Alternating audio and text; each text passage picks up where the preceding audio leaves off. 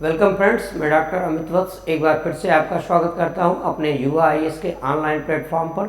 जैसे कि आपको भी मालूम है, करंट अफेयर्स की ये 500 प्रश्नों की श्रृंखला चल रही। 24 अक्टूबर को ध्यान में रखते हुए 2021 के पीसीएस की ये संभावित प्रश्नों की करंट अफेयर्स की श्रृंखला है। इसमें लगभग हम अंतिम पड़ाव पे आ गए हैं। 2-3 वीडियोज़ और आपके लिए उपलब्ध रहेंगे। आपसे रिक्वेस्ट है, इस चैनल पर आइए, लाइक करिए, सब्सक्राइब करिए और ये करंट अफेयर्स के जो प्रश्नों की श्रृंखला है इसकी व्याख्या को भी देखिए और हमारे कोचिंग संस्थान से आकर के आप इसके पीडीएफ फॉर्म को भी प्राप्त कर सकते हैं, इसकी व्याख्या भी प्राप्त कर सकते हैं। उसको भी ध्यान में रखते हुए आप जो है इन प्रश्नों को और विगत 3 परीक्षाओं में जो यूपी पीसीएस की परीक्षाएँ हुई हैं उसमें करंट अफेयर्स जो आया उससे और हमारी क्लास को दोनों को मैच करिए, फिर इसकी उपयोगिता को आप स्वतः समझ जाएंगे। तो आज ज़्यादा समय न लेते हुए आज के पहले प्रश्न की शुरुआत करते हैं एक नई श्रृंखला के साथ। इसमें आपका पहला प्रश्न है कि निम्नलिखित कथनों पर विचार करिए। निम्नलिखित कथनों पर विचार करिए। इसमें कह रहा है कि देखिए, अभी हाल में ही असम और मिजोरम के बीच में सीमा विवाद को लेकर कुछ झड़पें हुई, जिसमें असम और मिजोरम के झड़पें एक, और इसमें असम पुलिस के 6 जवान जो है शहीद हो गए। और उसके बाद असम सरकार के ऊपर भी, मुख्यमंत्री के ऊपर एफआईआर और मिजोरम की दोनों तरफ से एफआईआर दर्ज कराई गई। तो इसमें जो है विवाद के जो मूल कारण हैं उन्हीं कारणों पर प्रश्न बनने की संभावना है। और इस बार मैं आपको संकेत कर रहा हूँ कि पूर्वोत्तर से 7 सिस्टर प्लस सिक्किम को जोड़ करके जो पूर्वोत्तर पूरा 8 राज्यों का है, आप वहाँ की विकास योजनाओं को, वहाँ के पायलट प्रोजेक्ट को, वहाँ की सीमाओं को, वहाँ की बांग्लादेश से लगी सीमाओं के राज्यों को जरूर अवलोकन करिए। 100% संभावना बन रही है वहाँ से एक प्रश्न आने की। इसीलिए आज की पहली प्रश्नों की श्रृंखला में हमने इसको ही रखा है। देखिए, प्रश्न है कि असम और मिजोरम के सीमा विवाद, ये ध्यान रखिएगा। असम कौन है? असम राज्य है और मिजोरम। सीमा विवाद में एक बार पुनः हिंसक झड़पें हुई, असम पुलिस के 6 जवान मारे गए इसमें, ठीक। और ये कथन सत्य है, एकदम ये सत्य कथन है। दोनों राज्यों की सीमा 164.6 किलोमीटर लंबी है, ये भी ध्यान रखिएगा, इंपॉर्टेंट पहलू है, ये प्रश्न बन सकते हैं यहाँ से। फिर दोनों राज्यों की सीमा बांग्लादेश से भी लगती है, ये भी इंपॉर्टेंट पहलू है। आपको जो है बांग्लादेश से लगी हुई जितने भी राज्य हैं पूर्वोत्तर के, उनकी सीमाओं को स्वतः संज्ञान लेकर के नोट कर लेना है, समझ लेना है मैप पे। हमेशा ज्योग्राफी में भी एक प्रश्न वहाँ से बनता है, अर्थात ये भी कथन आपका सत्य है।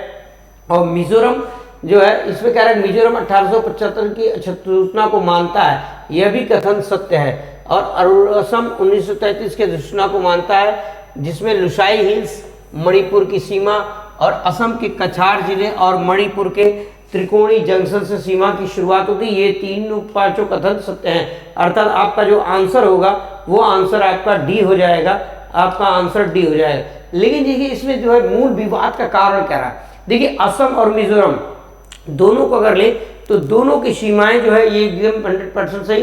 लेकिन दोनों जो है ये जो है पहले ब्रिटिश काल में, भारत की आज़ादी के पहले दोनों, मिजोरम जो है असम राज्य के अंतर्गत आता था, मिजोरम जो है असम राज्य के अंतर्गत आता था। 1972 में मिजोरम को एक अलग जो है केंद्र शासित, और 1987 में मिजोरम को पूर्ण राज्य का दर्जा दिया गया, ठीक, उसके दर्जा दिया। तो दोनों में समस्या क्या हुई, जो ये लुसाई हिल वाला एरिया है, जो लुसाई हिल हमने लिखा, देखिए ब्रिटिश काल में मिजोरम को लुसाई हिल भी कहते थे। मिजोरम को लुसाई हिल भी कहते हैं, मिजोरम को लुसाई हिल के नाम से जाना जाता था। ब्रिटिश काल में मिजोरम को लुसाई हिल के नाम से जाना जाता था, ठीक। यहाँ विवाद क्या है, नाम से जाना जाता था। जो विवाद है, ये विवाद ये है, यहाँ तो जो कंडीशन आपको बताएगी 1875 की अधिसूचना और 1933 की अधिसूचना। मिजोरम 1875 की अधिसूचना को मानता है, मिजोरम 1875 की अधिसूचना को मानता है। क्यों मानता है कि मिजोरम के जो जनजातीय, मिजोरम की जातियाँ, जो मिजो जनजातियाँ, मिजोरम की जो लोग हैं, मिजोरम के लोगों का मानना है कि ये जो 1875 का जो है ये अधिसूचना है, ऑर्डिनेंस है, ये मिजो लोगों से पूछ कर बनाई गई, मिजो लोगों से पूछ कर बनाई गई थी, मिजो लोगों से सहमति लेकर के बनाई गई थी। अर्थात उनमें उनकी सहमति थी, इसलिए मिजो इसको मानते। और इसी को आधार बनाकर इनर लाइट परमिट वाला जो है, इनर लाइट परमिट को बनाया गया था, इसलिए जो है मिजोरम 1875 में जो है अधिसूचना को मानता है, लेकिन असम जो है 1935 की अधिसूचना को मानता है। दोनों में विवाद का मूल कारण ये है कि 164.6 किलोमीटर जो सीमा है, मिजोरम के लोगों को लगता है कि असम का जो ये ऑर्डिनेंस है हमारे ऊपर जबरदस्ती थोप दिया गया है, हमसे पूछा नहीं गया इसके बारे में, इसीलिए मिजोरम कि लोग पहली बार नहीं बार बार वहां इन सब झड़पें होती हैं, इस तरीके की सीमा विवाद होता है। तो ये जो प्रश्न है आपका इंपॉर्टेंट है, इसका जो डिस्क्रिप्शन दिया जाएगा आपको ऊपर इसमें पीडीएफ के साथ, उसमें हमने कुछ और महत्वपूर्ण बातों की चर्चा कर दी है कि जैसे मिजोरम की सीमाएं किसके साथ है, बांग्लादेश असम की सीमाएं किसके साथ है, ठीक, इसको भी आप देख लीजिएगा। इंपॉर्टेंट प्रश्न है, यहाँ से प्रश्न बनने की पूरी संभावना है। नेक्स्ट प्रश्न की तरफ अगर हम बढ़े तो हाल ही में किस उच्च न्यायालय ने भुलाए जाने के अधिकार को, उच्च न्यायालय ने, देखिए इंपॉर्टेंट पहलू है, भुलाए जाने के अधिकार को अकेले रहने के अधिकार में शामिल कर माना है। भुलाए जाने के अधिकार को अकेले रहने के अधिकार में शामिल माना है। तो ये दिल्ली हाई कोर्ट ने, दिल्ली हाई कोर्ट, देखिए हुआ क्या कि दिल्ली हाई कोर्ट में एक अभिनेत्री है, दिल्ली हाई कोर्ट में एक अभिनेत्री है, उन्होंने एक रिट दाखिल की, अभिनेत्री ने एक रिट दाखिल की और कहा, अभिनेत्री ने रिट दाखिल की, उसी के संदर्भ में ये निर्णय दिया गया। हुआ क्या कि अभिनेत्री और डायरेक्टर के बीच में कोई फिल्म कोई वीडियो क्लिप थी, उसको लोग कंट्रोवर्सी उत्पन्न हुई। तो अभिनेत्री की शिकायत पर डायरेक्टर ने तो वो वीडियो क्लिप हटा ली यूट्यूब से, अपने उस वेबसाइट से, लेकिन अन्य फेसबुक व्हाट्सएप यूजर या अन्य जो है मीडिया व्हाट्सएप यूट्यूबर जैसे संस्थान, उन्होंने उसको जारी रखा। इसी के अगेंस्ट में अभिनेत्री ने इसको जो है चैलेंज किया, मानहानि किया, सारी चीजें। तो दिल्ली हाई कोर्ट ने कहा कि आर्टिकल 21 के तहत, आर्टिकल 21 आपके मूल अधिकारों में शामिल है, आपको मालूम है। आर्टिकल 21 के तहत जीने के अधिकार में भुलाए जाने का भी अधिकार शामिल है, जीने के अधिकार में भुलाए जाने का भी अधिकार, अर्थात ऐसी गलतियों को भुलाए जाने का अधिकार शामिल है जिससे किसी की मान का अधिकार शामिल है। अर्थात हमारी व्यक्तिगत जो है जीवन है उसमें अगर ऐसी कोई गलती हो जाती है तो उस गलती को फॉरवर्ड करना, ये जो है सार्वजनिक करना, उसकी निजता का हनन होगा। इसीलिए भुलाए जाने के अधिकार को आर्टिकल 21 के तहत दिल्ली हाई कोर्ट ने जो है ये भुलाए जाने के अधिकार में शामिल किया। ये मोस्ट इंपॉर्टेंट, देखिए जब आप करंट को पढ़ा करिए मित्रों, तो जैसे ये प्रश्न आया तो इस प्रश्न में आपको आर्टिकल 21 को ठीक से पढ़ लेना है। आर्टिकल 21 मूल अधिकार में, ठीक है, आर्टिकल 21 जो है रबर स्टाम्प की तरह होता चला जा रहा है। जितनी भी समस्याएं होती सबको इसी में डालते हुए समस्याओं का कहा भी जा रहा है। तो इस तरीके की चीजों को आपको ध्यान में रखना है। आपको आर्टिकल 21 इंपॉर्टेंट है, भुलाए जाने का अधिकार, अकेले रहने का अधिकार, भुलाए जाने का अधिकार, अकेले रहने का अधिकार, ये सब जो है निजता के अधिकार के तहत, अकेले रहने का अधिकार, ये सब निजता के अधिकार के तहत आ रहा है। इसको भी आपको ध्यान में रखना, ये निजता के अधिकार के तहत शामिल किया गया है, ये ध्यान रखिएगा, इंपॉर्टेंट है। आपको आर्टिकल 21 के सभी पहलुओं को समझना इंपॉर्टेंट है, ठीक। नेक्स्ट प्रश्न की तरफ बढ़ते हैं।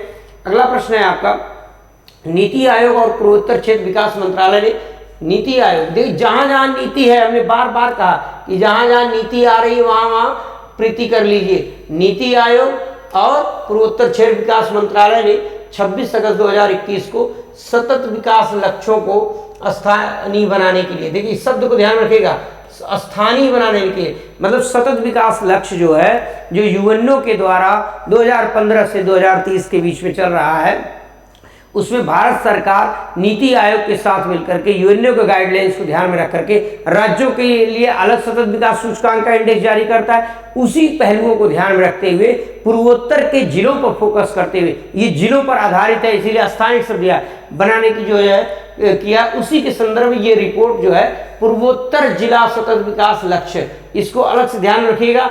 और हमने कहा ये इंपॉर्टेंट है, निश्चित आ रहा है, ये पहला संस्करण आ रहा है, पहली बार जो भी हो रहा है आयोग उससे प्यार करता है, ठीक है, पहली बार जो घटनाएं होती हैं आयोगों का ये ट्रेंड रहा है कि वो उससे प्यार करते हैं, उसको जरूर परीक्षा में पूछते हैं।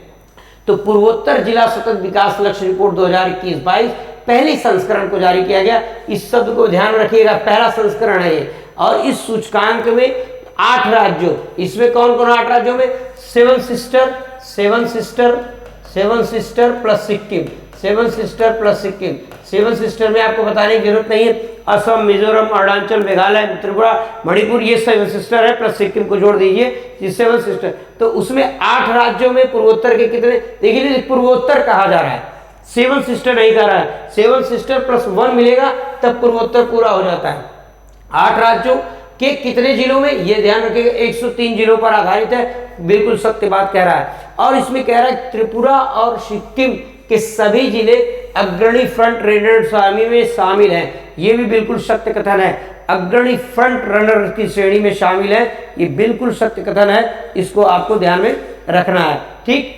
उसके बाद कह रहा है कि पूर्वी सिक्किम का कोई जिला पहले स्थान, पूर्वी सिक्किम का जिला पहले स्थान पर है। इसमें पूर्वी सिक्किम अर्थात सिक्किम का पूर्वी सिक्किम जो जिला है वो पहले स्थान पर है। इस सिक्किम का जो है पूर्वी सिक्किम जिला, जिसका नाम है पूर्वी सिक्किम, क्या नाम है, पूर्वी सिक्किम, ये जिला जो है पहले स्थान पर है, ये जिला पहले स्थान पर, इसको ध्यान रखिएगा, इंपॉर्टेंट पहलू है ये पूजा।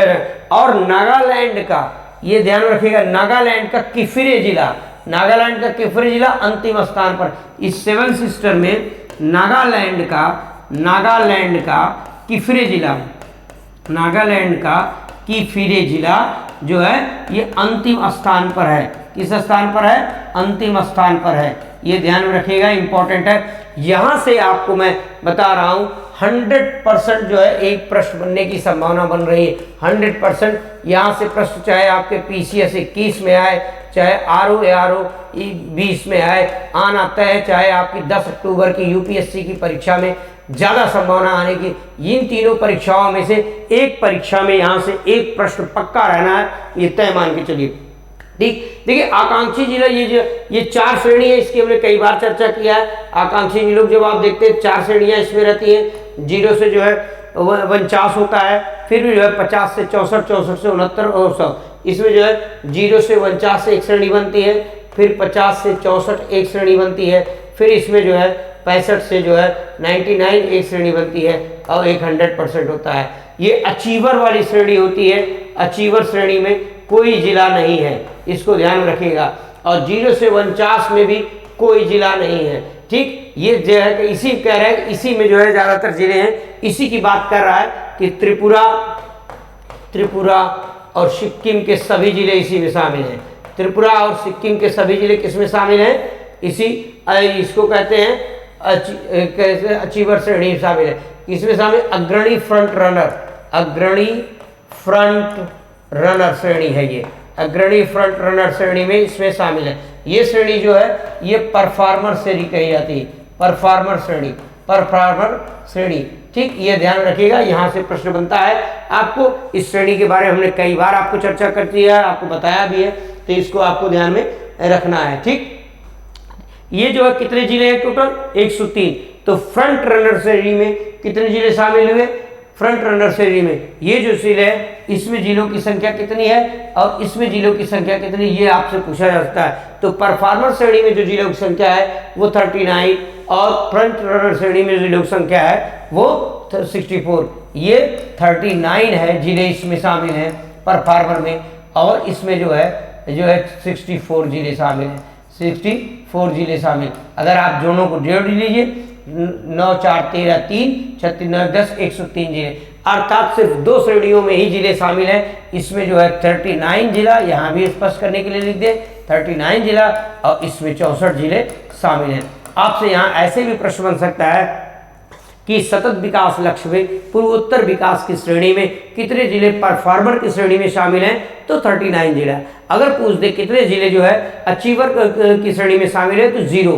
कितने जिले जो है फ्रंट रनर श्रेणी में शामिल है, तब 64, ठीक। यहाँ से आपको एक बार फिर से ये आखिरी स्टेप चल रहा है आपकी श्रृंखलाओं का। बार बार मैं कह रहा हूँ, जहाँ नीति है वहाँ प्रीति कर लीजिए। कोई एक प्रश्न आपको पक्का परीक्षा में मिलेगा, और इसकी संभावना बहुत ज़्यादा है, क्योंकि यहाँ पहली बार हो रहा है। हमने बताया कि UPSC का प्यार है पहला, UPPCS का पहला प्यार, जिनको भूलते नहीं हो सब, बार बार वहाँ से परीक्षा में प्रश्न पूछे जाते हैं। फिर इसमें एक है इंडिया डिफेंस, इसको जो है स्मार्टअप, डिफेंस इंडिया स्मार्टअप चैलेंज 5, ये ध्यान में रखिएगा 5 है ये, का शुभारंभ 19 अगस्त को किया गया रक्षा मंत्री के द्वारा। पूछ रहा है इसकी शुरुआत सर्वप्रथम कब की गई थी? इसकी शुरुआत की गई थी 2018 में, 2018 में इसकी शुरुआत 2018 में की गई थी। ये इसमें जो है 35 समस्याओं को समाधान करने के लिए किया गया है, जिसमें 13 सेवा क्षेत्र से संबंधित है और 22 रक्षा से संबंधित उत्पादनों से संबंधित है। इसमें 35 सेवाओं को लिया गया है, 35 सेवाओं को जो लिया गया है, जिसमें जो है 13 जो है सेवा क्षेत्र से है और 22 जो है रक्षा क्षेत्र से है। 22 रक्षा क्षेत्र के उत्पादन या सार्वजनिक इस चीज़ों से लेकर के जो है इसमें किया गया। रक्षा क्षेत्र के सार्वजनिक उपयोग की जो है उसमें 22 सेवाओं को लिया गया है। और इसमें है क्या, इसमें जो है ये DIS को जो है DISCO जो है DISCSO जो है DISC50 जो है, ये 2 संस्थाओं के साथ मिलकर के टाई अप हुआ। एक है आपकी हाल संख्या हिंदुस्तान एरोनॉटिक लिमिटेड, हाल है एक संस्था है आपकी हाल, और दूसरी संस्था आपकी है भेल भारत इलेक्ट्रॉनिक्स लिमिटेड। ये 2 संस्थाओं के साथ मिलकर के ये बना हुआ है, ये बनाया गया। इसको कहते हैं डिफेंस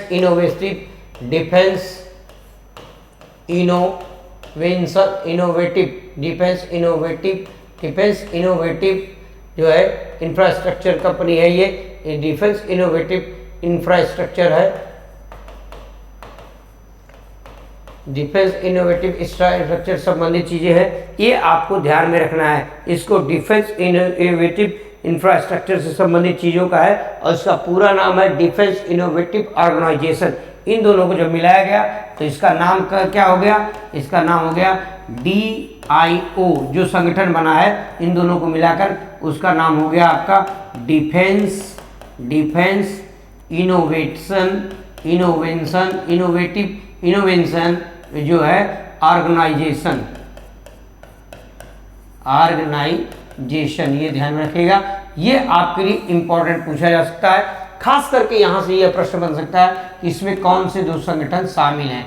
ये हाल हिंदुस्तान एरोनॉटिक लिमिटेड और भेल भारत इलेक्ट्रॉनिक लिमिटेड ये शामिल है इसमें। ये आपकी परीक्षा में पूछा जा सकता है, इसको आपको ध्यान में रखना है। ठीक, ये इंपॉर्टेंट प्रश्न है। फिर नेक्स्ट प्रश्न की तरफ बढ़ते हैं। युक्त धारा नामक पोर्टल को किस मंत्रालय द्वारा जारी किया गया? वेरी मोस्ट इंपॉर्टेंट प्रश्न है ये, इसको ध्यान रखिएगा। कह रहा है युक्त धारा क्या है? पोर्टल है। क्या किस मंत्रालय द्वारा जारी किया गया? युक्त धारा पोर्टल केंद्रीय ग्रामीण एवं विकास मंत्रालय पंचायती राज के द्वारा जारी किया गया। किसके द्वारा जारी किया? केंद्रीय ग्रामीण एवं विकास विभाग के द्वारा जारी किया गया। युक्त धारा पोर्टल है क्या? युक्त धारा पोर्टल भुवन के साथ मिलकर के काम कर रहा है। भुवन के साथ, भुवन क्या है? भुवन के साथ मिलकर के काम करेगा।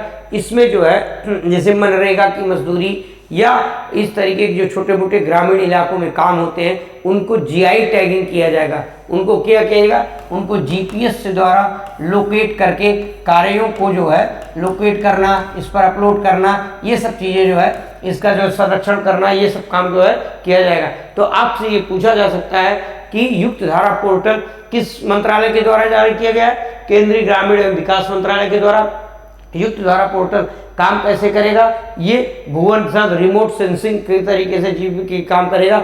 इसके जो है कि जैसे मनरेगा हुआ या ऐसी छोटी छोटी जो काम होते हैं ग्रामीण परिवेश में, उन कामों को जो है कैसे आप जो है क्रियान्वित करेंगे, देखेंगे उसको, जैसे बाढ़, सूखा, राहत, भूकंप, इसमें जो कैसे काम हो रहा है, कैसे सुविधा दी जा रही, इन सब को ध्यान में रखते हुए ये युक्त धारा पोर्टल काम किया जा रहा है। इसको आपको इंपॉर्टेंट प्रश्न है, ध्यान रखिएगा। नेक्स्ट प्रश्न आपका है केंद्र सरकार द्वारा, किसके द्वारा? केंद्र सरकार द्वारा 18 अगस्त 2021 को एक अधिसूचना जारी कर सरकारी नौकरियों में, ध्यान रखिएगा, नौकरियों में दिव्यांग व्यक्तियों के लिए अनिवार्य 4% आरक्षण से भारतीय पुलिस सेवा तथा कुछ अन्य सेवाओं के तहत पदों में छूट दे दी गई। यह आरक्षण किस अधिनियम के द्वारा दिया जा रहा था? यह आपका आंसर है बी। ये आपका आंसर क्या है? देखिए पहली बार जो है ये अधिनियम बना, पहली बार इसमें ये चीज़ें बनी, इसमें जो है संशोधन किया गया 2016 का ये अधिनियम बना। और इसके पहले जो है 3% आरक्षण था, इसी में बढ़ाकर जो है वो आरक्षण कितने प्रतिशत कर दिया गया? 4%। किसके लिए? दिव्यांगों के लिए। किसके लिए कर दिया गया? दिव्यांगों के लिए। फिर इसी अधिनियम में पहले जो है दिव्यांग या विकलांगता का प्रकार जो है क्या था? दिव्यांग का प्रकार कितने था? दिव्यांगों का प्रकार जो है 7 था। अब जो है दिव्यांगों का प्रकार 21 प्रकार हो गए। 21 प्रकार के दिव्यांग श्रेणी बनाई गई। 21 प्रकार के दिव्यांग श्रेणी है, 21 प्रकार के। इसमें जो है एसिड अटैक से भी, एसिड अटैक जो है एसिड अटैक से भी शामिल जो है लोगों को शामिल, एसिड अटैक में एसिड शामिल, एसिड अटैक से शामिल, एसिड अटैक से शामिल महिलाओं को भी या पुरुषों को भी शामिल किया गया है। एसिड अटैक भी इसमें शामिल किया गया है। ठीक, ये धर्म। अब हुआ क्या कि देखिए पुलिस सेवा या अन्य ऐसी अनिवार्य सेवाओं में जो भारतीय पुलिस सेवा हो, इंडियन पुलिस सर्विस, या कुछ केंद्र शासित राज्य जैसे गोवा, दमन, दादर नगर, गोवा, दमन, दीन, अंडमान, इन राज्यों में पुलिस सेवा से दिव्यांगों को बाहर किया जा रहा है। और इसका दिव्यांग जो संगठन है वो विरोध कर रहे हैं। इसीलिए यह प्रश्न आपके लिए इम्पोर्टेंट हो जाता है, बार बार यहाँ से प्रश्न पूछा जा सकता है। ठीक, इसको आपको ध्यान में रखना है। ठीक, और इस जो है इस जो 21 प्रकार का है उसमें भाषाई विकलांगता को भी शामिल किया गया है। भाषाई विकलांगता को भी इसमें शामिल किया गया है, को भी शामिल किया गया है। ठीक, इसको भी ध्यान में आपको रखना है। ये देखिए यहाँ 2 चीज़ें और महत्वपूर्ण है। इस समय कितनी श्रेणियों में दिव्यांगों पर आरक्षण मिलता है? 21। आरक्षण का अधिकार कितना है? 4%। पहले कितना था? 3%। बाहर किसको किया गया? भारतीय पुलिस सेवा को। तथा अन्य राज्य दादर नगर हवेली, ये आपको डिस्क्रिप्टिव व्याख्या जब दी जाएगी PDF में उसमें आपको उपलब्ध होगा, इतना आपको पर्याप्त है। ठीक, नेक्स्ट प्रश्न की तरफ बढ़ते हैं। अगला प्रश्न आपका कह रहा है कि हाल में ही चर्चित अबोर, आल, ताई, खामती जनजातियां मुक्त है। देखिए अबोर और आदि भी जनजाति है, ताई खामती भी जनजाति है। कहाँ पाई जाती है? ये तीनों जो है अरुणाचल प्रदेश में पाई जाती है। हुआ क्या कि आज़ादी के पहले जो है उस समय अबोर और ये जो जनजातियां हैं इनकी जो है, इन जनजातियों के बारे में कहा जा रहा है कि अनुसूचित जनजाति अध्यादेश आदेश 1950 में जारी किया गया था। अनुसूचित जनजाति अनुसूचित जनजाति आदेश 1950 में अरुणाचल की कुछ जातियां थी जिनको शामिल किया था, उनके नामों में परिवर्तन किया गया है। उनके नामों में परिवर्तन किया गया और उन्हीं परिवर्तनों के कारण इस अनुसूचित जनजातीय अबोर, आदि, ताई, खामती जनजातियां जो है प्रमुख रूप से है। आपको मालूम है कि जो 3 प्रकार की सूचियां हैं। अनुसूची जो होती है आपकी, अनुसूची 8 में कहा गया है, यह एक संघ सूची शामिल होती है, एक राज्य सूची होती है और एक समवर्ती सूची होती है। और इन्हीं जो है ये जो है राज्य सूची के विषय संघ स्थापना करता था। तो अनुसूचित जनजाति अध्यादेश पर अरुणाचल प्रदेश में जो है इसमें कई जनजातियां हैं जिनको शामिल किया गया है। ठीक, ये इसमें अबोर जनजाति जो है इसको जो है इस जाति को अबोर जनजाति के समान, अबोर जनजाति जो है इसमें जो ये आदि जनजाति है, आदि, इसको अबोर से अलग करके एक में मिला दिया गया, इसीलिए इंपॉर्टेंट है। अबोर जनजाति में आदि जनजाति को मिला लिया गया है, इसलिए ये प्रश्न इंपॉर्टेंट हो जाता है। ठीक, यहाँ पे कई जनजातियों के बारे में आपको को है, तो आपको यहाँ हम संकेत करना चाहते हैं कि पूर्वोत्तर में जितनी जनजातियाँ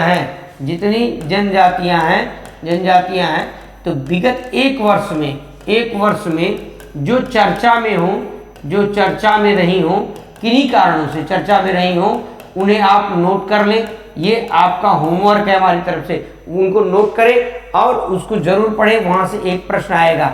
जैसे ये पूर्वोत्तर की जनजातियाँ हैं, अरुणाचल की चर्चा हो रही, वैसे त्रिपुरा की ब्रू जनजाति, मिजो जनजाति, नागा जनजाति, कान्या जनजाति, तमाम जनजातियाँ जो किसी कारण से इधर चर्चा में नहीं है, इसलिए आपको इसको ध्यान में रखना है। यहाँ से प्रश्न जरूर बनने की संभावना बन रही है। ठीक, नेक्स्ट प्रश्न की तरफ बढ़ते हैं। नेक्स्ट प्रश्न है आपका समग्र शिक्षा योजना 2। ये ध्यान रखिएगा, समग्र शिक्षा योजना 2 को जो है किस अवधि के लिए मंजूरी दी गई। समग्र शिक्षा योजना 2 को किस अवधि के लिए मंजूरी दी गई है, तो इसमें जो है आपका जो विकल्प है 2021-22 से लेकर के 2025-26 तक इंपॉर्टेंट है, इसको ध्यान रखिएगा। इसमें क्या हमने इसकी चर्चा पहले भी कर चुके हैं हम अपने वीडियो में। ठीक है, शिक्षा संबंधित जो योजनाएं हैं उसको ध्यान रखना है। ये कितने वर्ष के लिए लागू की गई, ये 5 वर्ष के लिए किया जा रहा है, 2021-22 से 2025-26 तक ये 5 वर्ष के लिए किया जा रहा है।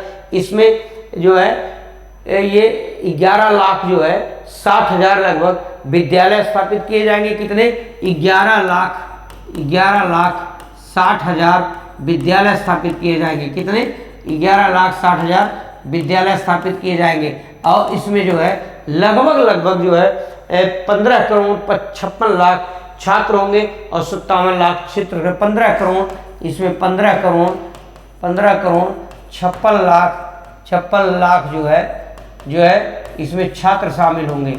और लगभग इसमें जो है 57 लाख जो है टीचरों को, छात्र जो है अध्यापकों को शामिल करने की बात की जा रही है। ठीक, ये आपको ध्यान रखना है। समग्र शिक्षा योजना के बारे में आपसे पूछा जा सकता है। यह योजना जो है, यह योजना राष्ट्रीय शिक्षा नीति जो है, राष्ट्रीय शिक्षा नीति 2020 जो है उसके आधार पर आपको इसमें तकनीकी शिक्षा,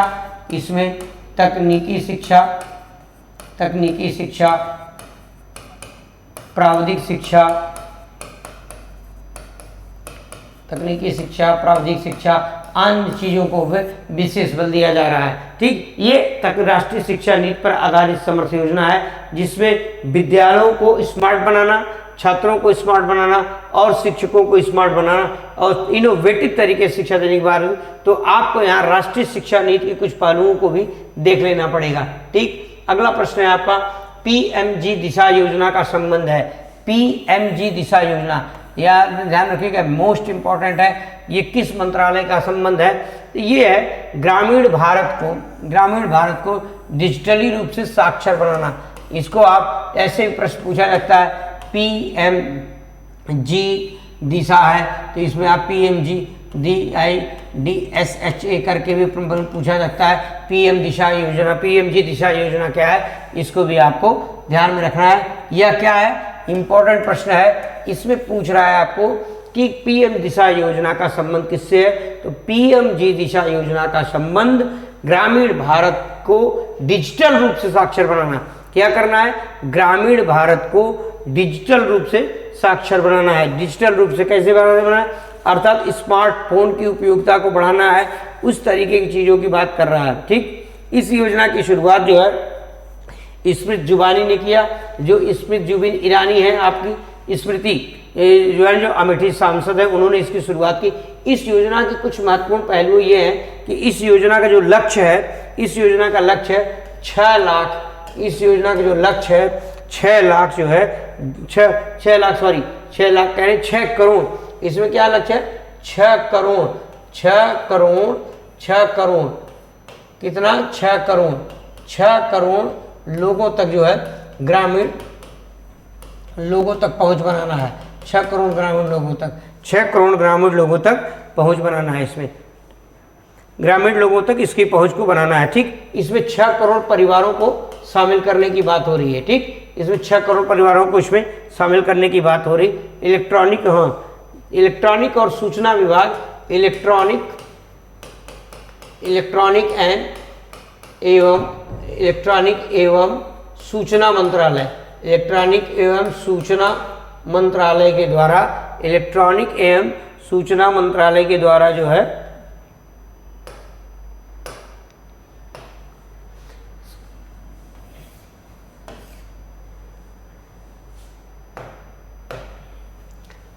इसमें जैसे 6 करोड़ परिवार शामिल होंगे। ठीक, और इसको इलेक्ट्रॉनिक एंड सूचना मंत्रालय जो है ये लागू करेगा। भाई डिजिटल तो ही बनाएगा, सूचना मंत्रालय लागू करेगा इसको।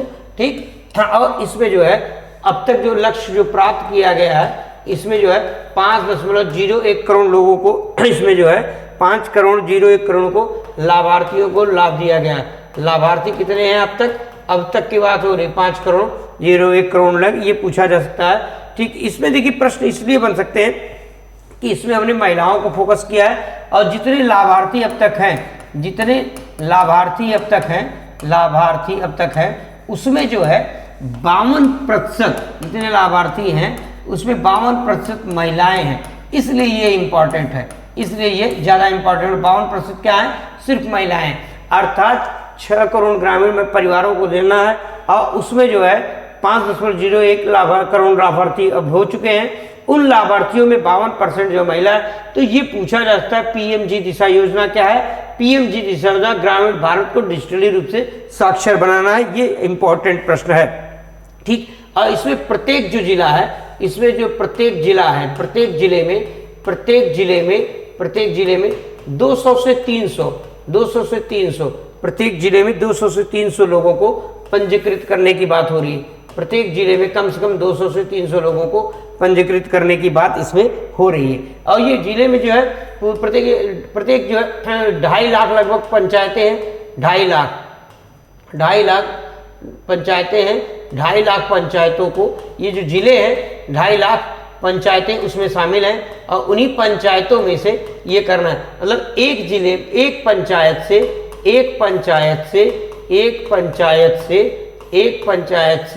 200 से 300, एक पंचायत से कितने लोगों को? 200 से 300, मतलब एक ग्राम पंचायत से मिनिमम 200 से 300 लोगों को चयन करना है और उन चयन के माध्यम से ग्रामीण जिला राष्ट्रीय जो सूचना है उसको आपको बढ़ाना। तो आपके लिए इंपॉर्टेंट ये प्रश्न है कि पीएमजी दिशा योजना का संबंध किससे है? ग्रामीण भारत को डिजिटल रूप से साक्षर बनाने के लिए। पहला इंपॉर्टेंट, इसमें 6 करोड़ परिवारों को जोड़ने का लक्ष्य है। इसमें जो है प्रत्येक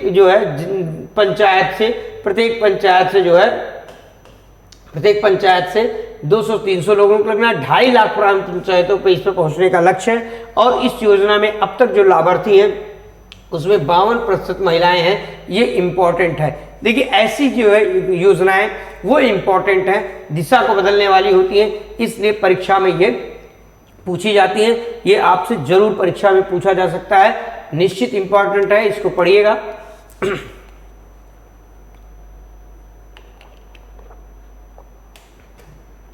ठीक, इसमें जो है इस योजना की कुछ और महत्वपूर्ण बातें हैं। इसमें जो है SC ST पर बल दिया जाएगा, महिलाओं पर बल दिया जाएगा और उम्र जो होगी इसकी, कितनी उम्र तक के लोगों को प्रशिक्षण दिया जाएगा? तो 14 वर्ष से लेकर के 62 वर्ष तक के लोगों को इसमें प्रशिक्षण देना है। 14 वर्ष से लेकर के 62 वर्ष के लोगों को प्रशिक्षण देना है। अर्थात यहाँ 62 क्या है, इसको रिटायरमेंट वाली उम्र लिख लीजिए, 60 वर्ष, जो ये 60 वर्ष है, ये ध्यान रखिएगा। और इसमें 14 वर्ष से 60 वर्ष, अर्थात इसमें 14 वर्ष से लेकर के 60 वर्ष तक के लोगों को पात्र बनाया गया है 14 से, किसको? मतलब फिर से एक योजना को थोड़ा सा रिदम जो है खराश के कारण टूट गया, फिर से इसको देखते हैं, ये इंपॉर्टेंट है। देखिए पीएमजी दिशा योजना का संबंध के ग्रामीण भारत को जो है डिजिटली साक्षर बनाना, जिसमें लक्ष्य है कि 6 करोड़ परिवारों तक लगभग पहुंच बनाई जाए। अब तक 5.01 करोड़ लाभार्थी हो चुके हैं, उनमें 52% से ज़्यादा महिलाएं हैं। इसमें यह कहा गया कि 2.5 लाख ग्राम पंचायतों में से प्रत्येक ग्राम पंचायत से 200 से 300 लोगों का चयन करना है और इसमें जो पात्र होंगे उनकी उम्र 14 से 60 वर्ष के बीच होगी और इसमें SC ST और महिलाओं को प्रेफरेंस दिया जाएगा। ठीक, नेक्स्ट प्रश्न की तरफ बढ़ते हैं। अवनींद्रनाथ टैगोर की 150वीं जयंती मनाई गई। ठीक, अवनींद्रनाथ टैगोर ये कौन थे? रविन्द्रनाथ टैगोर के भतीजे थे। इनका जन्म 7 अगस्त 1800 को कलकत्ता में हुआ। सत्य कथन है, चित्रकारिता की आरंभिक शिक्षा, ये इंपॉर्टेंट प्रश्न है, चार्ल्स पार्मर से ली। इस शब्द को ध्यान रखिएगा, चार्ल्स पार्मर से शिक्षा की जो है व्यवस्था किससे ली? चार्ल्स फार्मर से। सबसे पहले इन्होंने भारत माता की पहली पेंटिंग बनाई, ये भी इंपॉर्टेंट है, ये दोनों चीजों को इंपॉर्टेंट है। ये कौन थे? ये रविंद्रनाथ टैगोर के भतीजे थे। ये रविंद्रनाथ टैगोर के क्या है? भतीजे। ये रविंद्रनाथ टैगोर के क्या है? भतीजे है, रविंद्रनाथ टैगोर के भतीजे थे। ठीक, इन्होंने जो है गणेश देवता भी की पेंटिंग बनाई, गणेश देवता की भी जो है प्रतिमा बनाई, मूर्ति बनाई, गणेश देवता की भी प्रतिमा इन्होंने बनाई है, इसको भी ध्यान में रखिएगा, ये इंपॉर्टेंट पहलू है। देखिए हमने आपको पहले ही बताया, जब किसी की शताब्दी मनाई जाए, किसी का 100वां वर्ष मनाया जाए, किसी का 50वां वर्ष मनाया जाए, तो वहाँ पे ये चीज़ें इंपॉर्टेंट हो जाती हैं। ठीक, इन्होंने भारतीय और यूरोपीय शैली को जो है मिश्रित करने का काम किया। ये जो है ये भारतीय और यूरोपीय, ये स्वदेशी विचारों को जो है चित्रों के माध्यम से अपनी भावनाओं को व्यक्त करते थे। इन्होंने इंडो इस्लामिक और मुगल शैली पे भी काम किया, अर्थात कला की कोई ऐसी विधा नहीं बची हो जिस पर इनके समय तक जो रही हो और उस पर इन्होंने वर्क न किया, इसलिए इसमें इम्पोर्टेंट है। इन्होंने गणेश देवता, भारत माता, बुद्ध विजय, बुद्ध विजय की भी इन्होंने पेंटिंग बनाई। बुद्ध विजय आपको जो पीडीएफ जो मिलेगा उसमें ये हमने थोड़ा सा डिटेल इसकी चर्चा कर दिया है। बुद्ध विजय, भारत माता ज़्यादा इंपॉर्टेंट है, इसको आपको ध्यान में रखिएगा। अगर 150वीं जयंती नहीं पूछता है तो ये पूछेगा कि भारत माता पेंटिंग किसने में? आपको मालूम है भारत माता मंदिर भी कई जगह बने हुए, जैसे भारत माता मंदिर कई जगहों बने हुए हैं, आपके उत्तराखंड में है, आपके बनारस में है, दिल्ली में है, कई जगहों पर ये ऐसा भारत माता मंदिर भी बने हुए हैं। ठीक, भारत भवन भोपाल में भी है, ये भी ध्यान रखिएगा। अगला प्रश्न है वायुवा त्यौहार। देखिए वायुवा त्यौहार कहाँ मनाया जाता है? ये है असम में, और ये फसल कटाई पर मनाया जाता है। किस पर?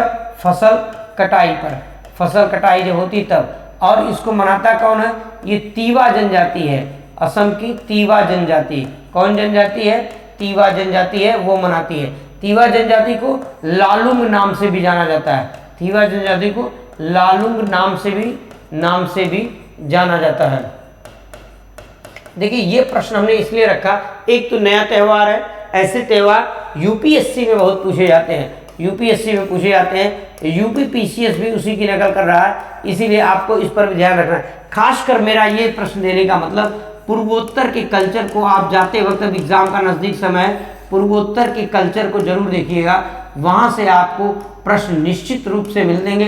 खासकर जिनको यूपीएससी 10 तारीख को देना है उनके लिए मैं कह रहा हूँ कल्चर को देखिएगा। यहाँ जैसे बिहू हुआ, बिब्रू हुआ, इस तरीके नागालैंड का जो आपका हॉर्नबिल त्यौहार है, ऐसे प्रमुख त्यौहार और मेलों को देख लीजिएगा जो किसी विशेष अवसरों पर होते हैं, तो ये प्रश्न आपके लिए इंपॉर्टेंट है। ठीक, नेक्स्ट प्रश्न है, किस संस्था ने सिंधु लिपि पुस्तक के web app Indus script web app पे जारी किया गया सिंधु लिपि की पुस्तक को? ठीक, ये है राजा, देखिए ये जो वेब ऐप जारी किया गया Indus leaping centre, Indus research centre है, ये लाइब्रेरी के साथ इंडस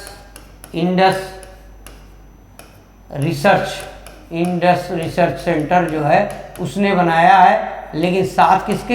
ये राजा मुथैया लाइब्रेरी के द्वारा मिलकर के। आपका आंसर जो है, दो तरीके के प्रश्न पूछा जाता है कि किस संस्था ने पुस्तक के वेब ऐप को जारी किए बनाया है। अगर इंडस रिसर्च सेंटर नहीं दिया गया है तो ये दिया रहेगा आपका क्या? ये राजा मुथैया लाइब्रेरी। तो राजा मुथैया लाइब्रेरी ने इसको बनाया है। देखिए हड़प्पा सभ्यता की भाषा और लिपि द्विभाषीय न होने के कारण आज भी समस्या है, पढ़ी नहीं जा सकी है, इसीलिए जो है एक ग्रुप है स्प्रिंगर नेचर ग्रुप, एक ग्रुप है, ग्रुप का क्या नाम है? Springer Nature group. इस ग्रुप ने जो है पढ़ने की कोशिश की है हड़प्पा लिपि को पढ़ने की कोशिश की है, हड़प्पा लिपि को भाषा को पढ़ने की कोशिश की है, और इसने क्या किया? इसको द्रविड़ भाषा से जोड़ने की कोशिश की है। द्रविड़ भाषा से, किससे? द्रविड़ भाषा से, आर्यों का। आपको मालूम है कि पारपोसा जो पुरातत्वविद हैं, उन्होंने भी इसको द्रविड़ भाषा से जोड़ने की बात 2010 के आसपास की थी, द्रविड़ भाषा से, अर्थात 2010 में। अर्थात इस प्रश्न को हिस्ट्री के करंट में भी आप ले सकते हैं, वैसे भी ले सकते हैं। कि आर्य भाषा, हड़प्पा सभ्यता की भाषा लिपि द्रविड़ भाषा संबंधित है, उसी पर एक जो है वेब ऐप बनाया गया इंडस स्क्रीन, और इसको बनाया किसने और ये चर्चा में क्यों आ गया, इसलिए ये इम्पॉर्टेंट है। ठीक, इसी तरीके से एक यूपी में स्थल की प्राप्ति हुई है सोनौली, इसको ध्यान रखिएगा, हमने इसको पढ़ाया भी, ये बागपत जिले में है, इसको ध्यान रखिएगा। इसको हिस्टोरिकल इवेंट्स हमने ये आपको पूर्व के वीडियो में पढ़ाया है। ऐसे भी इवेंट्स आपके करंट में पूछे जा सकते हैं। ठीक, नेक्स्ट प्रश्न है आपका 13 अगस्त 2021 को 23 अगस्त 2021 को राष्ट्रीय मुद्रीकरण पाइपलाइन योजना के तहत ब्राउनफील्ड निवेश के माध्यम से कितने रुपए वित्तीय संसाधन जुड़ाने का लक्ष्य है। तो ये आपका लक्ष्य है इंपॉर्टेंट, ये मोस्ट इंपॉर्टेंट प्रश्न है, आना ही आना है। ठीक, देखिए जैसे मुद्रीकरण किया गया था वैसे यहाँ मुद्रीकरण की बात हो रही। देखिए इसमें 3 सेक्टर पर फोकस किया जा रहा है, 3 सेक्टर है। एक सेक्टर जिस पर फोकस किया जा रहा है रेलवे, एक है जो है आपका एयरवे, रेलवे एयरवे और जो है रेलवे एयरवे और हाईवे। ठीक, इसके अलावा अन्य सेक्टर भी हैं जिस पर फोकस किया जा रहा है, जिसमें गैस पाइपलाइन भी है। ठीक, इस पर फोकस किया जा रहा है, इस पर। ठीक, ये कह रहा है देखिए निवेश जो होता है वो 2 प्रकार से किया जाता है, एक ग्रीन फील्ड निवेश होता है, एक ग्रीन फील्ड निवेश है, और दूसरा जो है ये ब्राउन फील्ड निवेश है, ठीक, ये इसमें जो ब्राउन फील्ड निवेश में है, ब्राउन फील्ड निवेश में ये किया जाएगा। इसमें होगा क्या, इसमें अप्रयुक्त या कम उपयोग की गई जो है जो सार्वजनिक संपत्ति है उसी का निवेश किया गया है, उसी का निवेश किया जाएगा, उसी का निवेश करके उसी का निवेश। देखिए कम जो है कह रहा है कि इसमें जो है कम उपयोग की गई, इसमें क्या है कम उपयोग की गई, कह रहा है अप्रयुक्त और कम उपयोग की गई, अप्रयुक्त हो और कम उपयोग की गई हो, तो इसमें जो है निवेश करने की बात हो रही है। अप्रयुक्त, देखिए आप अब दोनों को थोड़ा समझ लीजिए। देखिए निवेश जो है विदेशी कंपनियां जब यहाँ निवेश करती है तो उसको निवेश FFI कहते हैं, FDI के तहत। तो वो 2 प्रकार के निवेश होते हैं, एक ग्रीन फील्ड निवेश, एक जो है ब्राउन फील्ड निवेश। ग्रीन फील्ड निवेश में क्या होता है कि कोई कंपनी मान लीजिए भारत में है और वो जो मान लीजिए कोई कंपनी जापान की है, वो भारत में अपनी एक नई इकाई, मान लीजिए जापान की हितैची कंपनी है, वो भारत में एक नई इकाई स्थापित करना चाहती है, तो उसमें जो वो निवेश करेगी उसमें यहाँ जमीन का खरीदना, नई कंपनी को स्थापित करना, इसको कहते हैं ग्रीन फील्ड निवेश। उसमें निवेश करने में विदेशी थोड़ा बचते हैं क्योंकि इंफ्रास्ट्रक्चर पर ज़्यादा खर्च होता है। लेकिन जो ब्राउन फील्ड निवेश होता है इसमें जो है कोई नई कंपनी या इस चीज़ नहीं लगाई थी, पहले से स्थापित कोई कंपनी है, इकाई है जो उत्पादन करती है, उसी में निवेश करके उसके संसाधनों का उपयोग कर लेते हैं, उसको ब्राउन फील्ड निवेश कहते हैं। और निवेशक उसमें ज़्यादा निवेश करना चाहते हैं, और भारत में बहुत सी ऐसी परिसंपत्तियाँ बनी हुई हैं जिनका उपयोग बहुत कम हो रहा है या आज के संदर्भ में अनुपयोगी हो रहे हैं। ये इसलिए चर्चा में इंपॉर्टेंट है, जब इस पर चर्चा हुई और इसको अनाउंस किया गया तो कहा गया कि पूरे देश को ही बेच दिया जा रहा है। इसमें क्या होता है कि इसमें जो है 51% शेयर हमेशा जो है सरकार का बना रहेगा, मालिकाना हक इसमें सरकार का हमेशा बना रहेगा, मालिकाना हक। और ये एक निश्चित समय, ऐसा भी नहीं एक निश्चित समय के लिए दी जाएंगी, निश्चित समय तक कंपनी आपका ये आपसे लेके सरकार उसको देगी, और वो जब पूरा कर लेगी कंपनी फिर वो सरकार हैंड ओवर हो जाएगा। अर्थात सरकार के पास मालिकाना हक भी बना रहेगा और कम पैसे में ज़्यादा निवेश की संभावना होगी।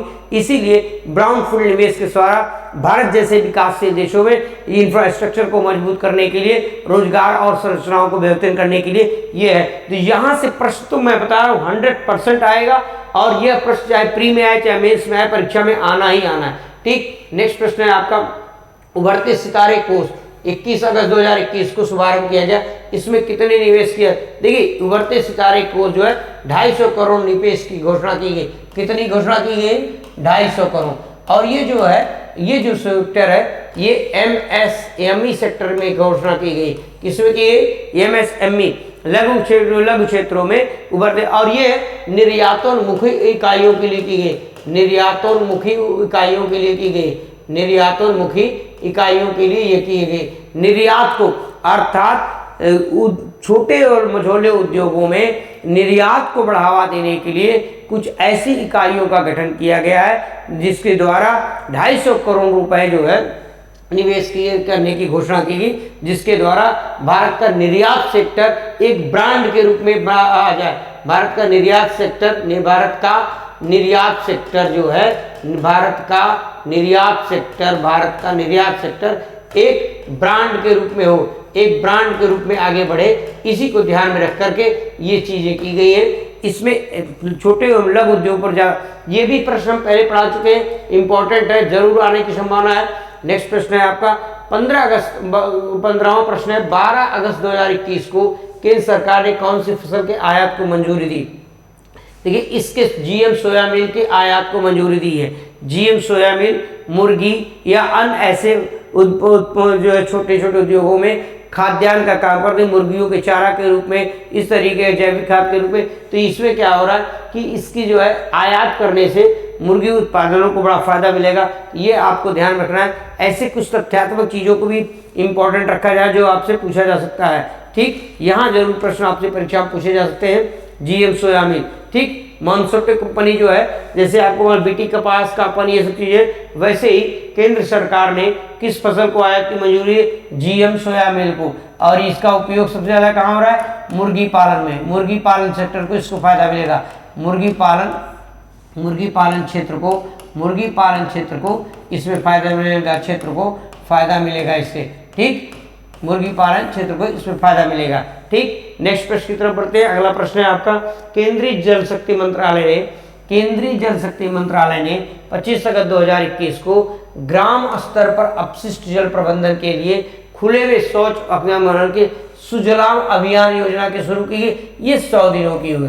देखिए, ये जो है केंद्रीय जल शक्ति मंत्रालय द्वारा सुजलाम योजना कितने दिनों के लिए है? 100 दिनों के लिए। 100 दिनों के लिए इसमें क्या किया जाएगा? ODF प्लस गांव को घोषित करना है।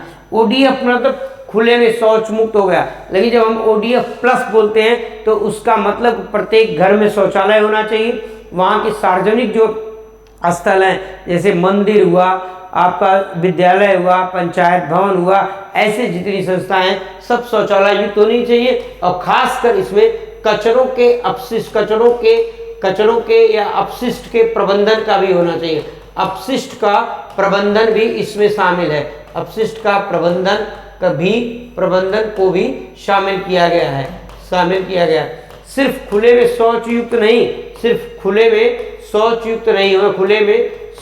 नहीं होगा, अपशिष्ट प्रबंधन भी इसमें शामिल है। ये ध्यान रखिएगा।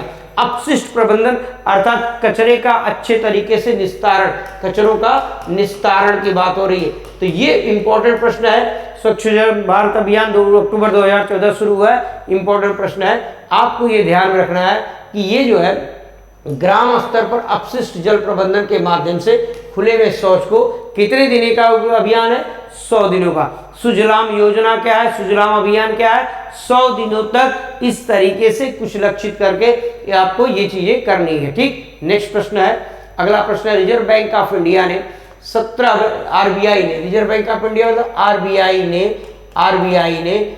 2021 को वित्तीय समाचार सूचकांक की शुरुआत की। इसमें कितने प्रमुख मापदंड हैं? तो इसमें 3 प्रमुख मापदंड हैं। कितने मापदंड है? वित्तीय समावेशन सूचकांक में कितने प्रमुख मापदंड है? 3। देखिए, वित्तीय समावेशन सूचकांक बहुत इंपॉर्टेंट सूचकांक है। इससे भारत की जो है, इसको ध्यान में रखना है। इस सूचकांक को बैंकिंग एवं वित्तीय सेवाओं में जो है बैंकिंग और वित्तीय सेवाओं में ये जो सूचकांक है, इसमें जो है बैंकिंग और वित्तीय सेवा, जो बैंकिंग सेवा है, बैंकिंग और वित्तीय सेवा, इसकी पहुंच जो है, उत्पादों की पहुंच, बैंकिंग और वित्तीय उत्पादों की पहुंच जो है, ग्राम कहाँ तक है, उस पहुंच को ध्यान में रखना है। और उसको इसमें 3 मापदंड को हमने रखा है। इससे पहला है कि वित्तीय सेवाओं का जो है पहुंच, वित्तीय सेवाओं का उपयोग और वित्तीय सेवाओं की गुणवत्ता। तो पहला जो मापदंड है वो क्या है? वित्तीय सेवाओं की पहुंच। वित्तीय सेवाओं की क्या है? पहुंच कितने परसेंट लोगों का है।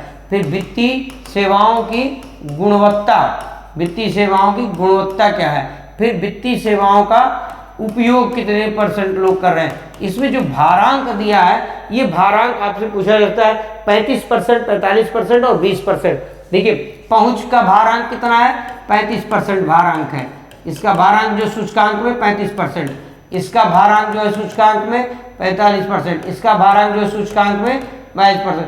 अर्थात भारत की फाइनेंशियल स्थिति, भारतीय लोगों को बैंक और वित्तीय सेवाएं किस तरीके से उपलब्ध है उसके सूचकांक बनाए जा रहे हैं। और उस सूचकांक को 3 मानक बनाया गया कि वित्तीय सेवाओं की पहुंच कितने लोगों तक है, कैसी गुणवत्ता है और कैसे जो है उसका उपयोग करते हैं। जैसे फोन पे, गूगल पे, रुपए, ये सब चीजें, बैंक खाता, जनधन खाता, इस तरीके की जो सीमाएं हैं उसी की बातें, उसी को आरबीआई ने एक सूचकांक की शुरुआत की है। इसमें 3 प्रमुख मापदंड को अपनाया गया है। ठीक, नेक्स्ट प्रश्न की तरफ पढ़ते हैं।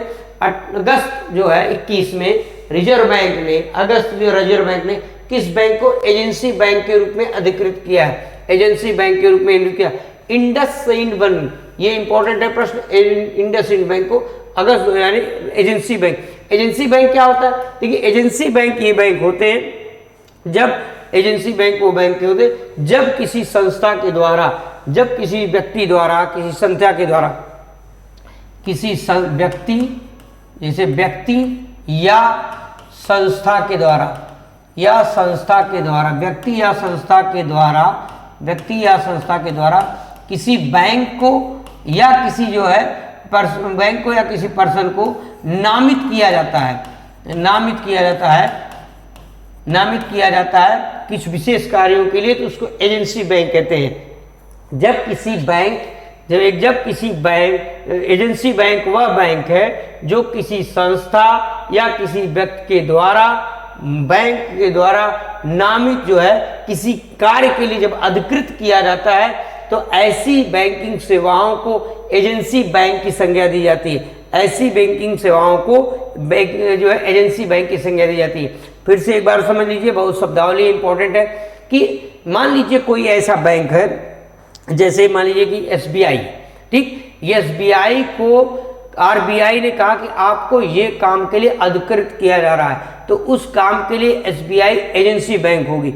उसी तरीके से एजेंसी बैंक वह बैंक है जो किसी व्यक्ति को या किसी संस्था को जो है नामित करके, अधिसूचित करके किसी विशेष कार्य के लिए किया जाता है, तो उसको कहते हैं एजेंसी बैंक। हाल में ही अगस्त में आरबीआई ने इंडसइंड बैंक को एजेंसी बैंक के रूप में अधिकृत किया है। ये आपको दोनों भैया इंपॉर्टेंट है, ध्यान में रखना है। नेक्स्ट प्रश्न है, राजा मिर्च, राजा मिर्च हाल ही में जीआई टैग मिला, कहाँ पाई जाती है? ये नागालैंड में पाई जाती है राजा मिर्च, नागालैंड। देखिए अभी इधर एक साल में बहुत से चीज़ों को जीआई टैग मिला है, तो जीआई टैग मिला इसलिए इसको इम्पोर्टेंट है। इसको जो है जीआई टैग किसको मिला? राजा मिर्च को। राजा मिर्च कहाँ की है? नागालैंड की। राजा मिर्च को जो है, राजा मिर्च को किंग मिर्च भी बोलते हैं। राजा मिर्च को किंग मिर्च भी बोलते हैं, जैसे किंग मिर्च भी है ये, राजा मिर्च को किंग मिर्च भी बोलते हैं। और इसको जो है राजा मिर्च को किंग मिर्च भी बोलते हैं, इसको किंग चिली भी बोलते हैं, और इसको भूत जोलोकी भी बोलते हैं, इसको किंग चिली भी बोलते हैं। चिली पनीर बहुत खाते होंगे। और इसको भूत जोलोकी भी बोलते हैं। ये 3 नाम है, किंग मिर्च, किंग चिली, भूत जोलोकी, ये क्या होने? राजा मिर्च है। यह प्रश्न हमने इसलिए रखा, विगत 6 माह के अंदर जितने भी जीआई टैग वाले फसल हैं, जितने भी उत्पादों को जीआई टैग मिला है, वो इम्पॉर्टेंट है आपकी परीक्षा के लिए, इम्पॉर्टेंट है परीक्षा के लिए। ये ध्यान में रख करके पढ़िएगा। हमने अपने प्रश्नों में 4-5 डालने की कोशिश की है पहले के प्रश्नों को मिला करके, इसलिए आप इसको ध्यान में रखें। देखिए ठुराकुन्नू द्वीप कहाँ चर्चा में? ठुराकुन्नू द्वीप कहाँ पे? ये चर्चा में आपसे पूछा जाए। ठुराकुन्नू द्वीप जो है मालदीव में है। कहाँ पे है? मालदीव में। कहाँ है? मालदीव में, माले इसको बोलते हैं, मालदीव में। ये चर्चा में क्यों है ठुराकुन्नू द्वीप? देखिए ठुराकुन्नू द्वीप चर्चा में इसलिए है कि इसमें जो है एक जो है प्रोजेक्ट बनाया जा रहा है ग्रेटर माले कनेक्टिविटी प्रोजेक्ट। क्या है? ग्रेटर माले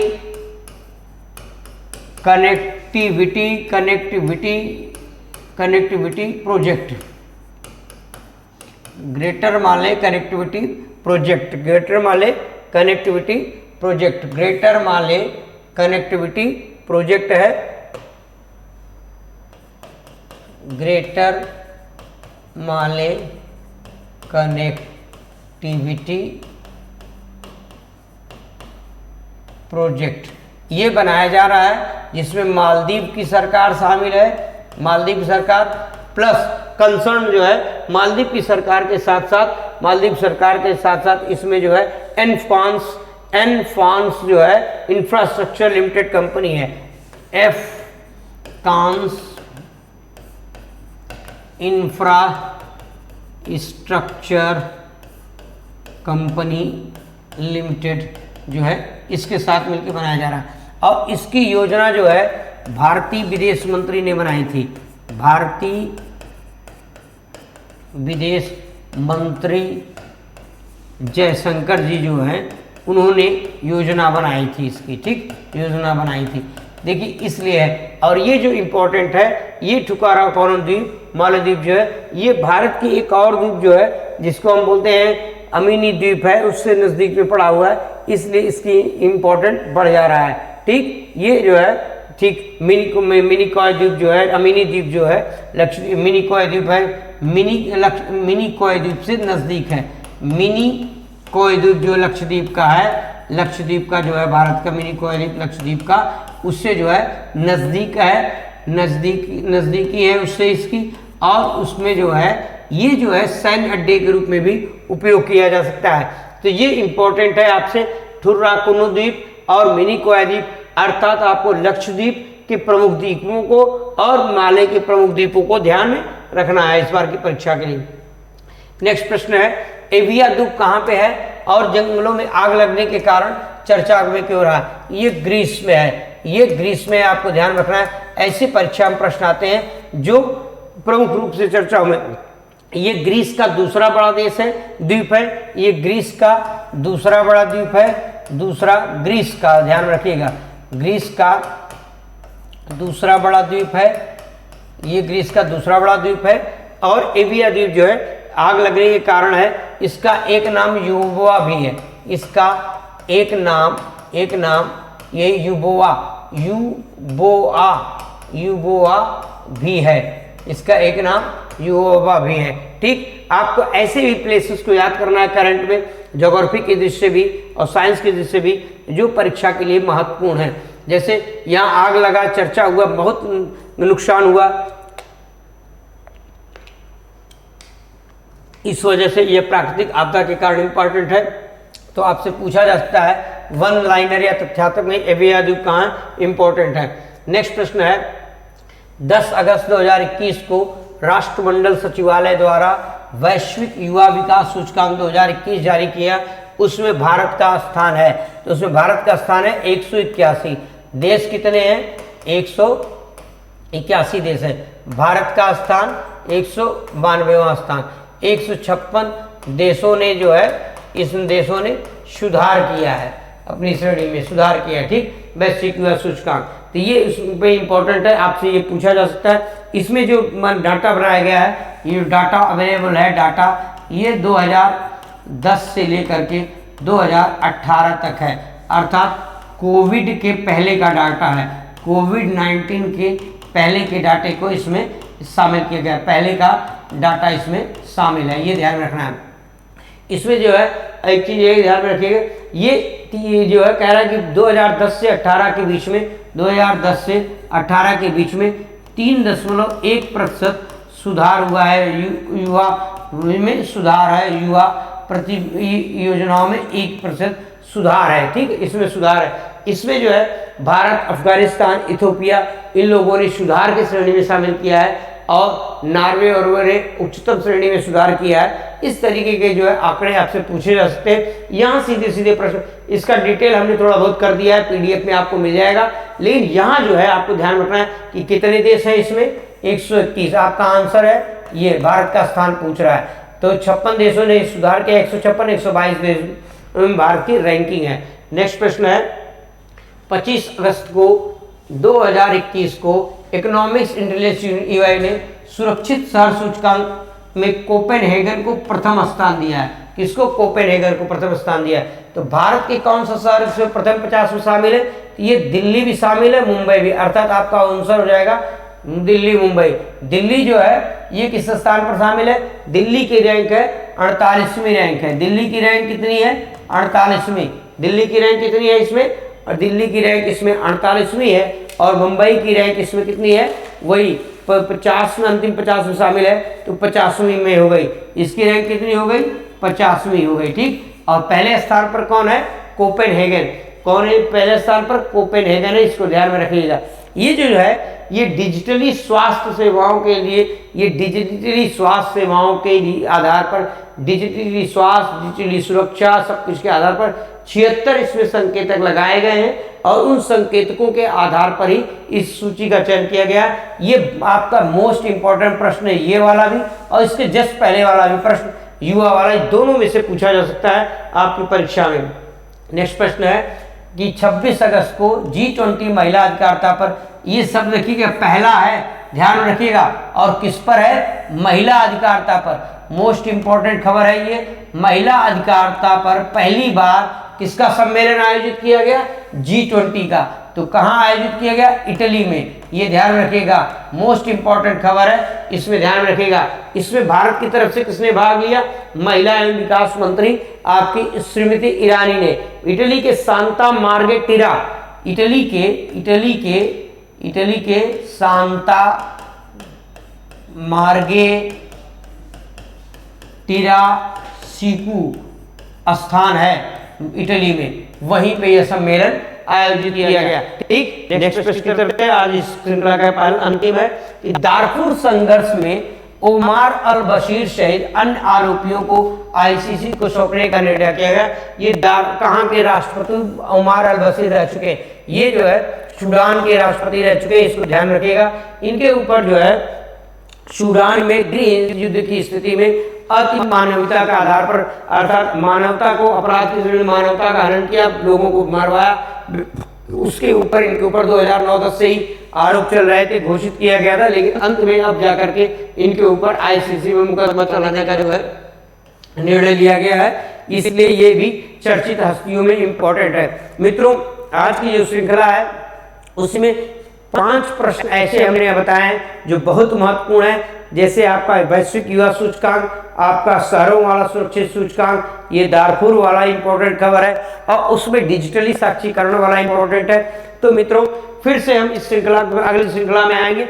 आज के लिए इतना ही। एक बार फिर से आपको निवेदन है कि यूपीपीसीएस 2021 को फोकस करते हुए जो हमारी ये श्रृंखला चल रही है, इसको लाइक करिए, शेयर करिए और इसको पढ़िए। और जिनको जो हमारे छात्र टेस्ट में आते हैं उनको उसका पीडीएफ ऑलरेडी उपलब्ध कराया जाएगा।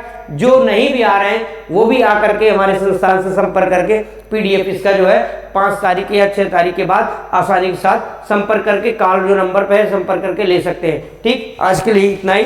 धन्यवाद।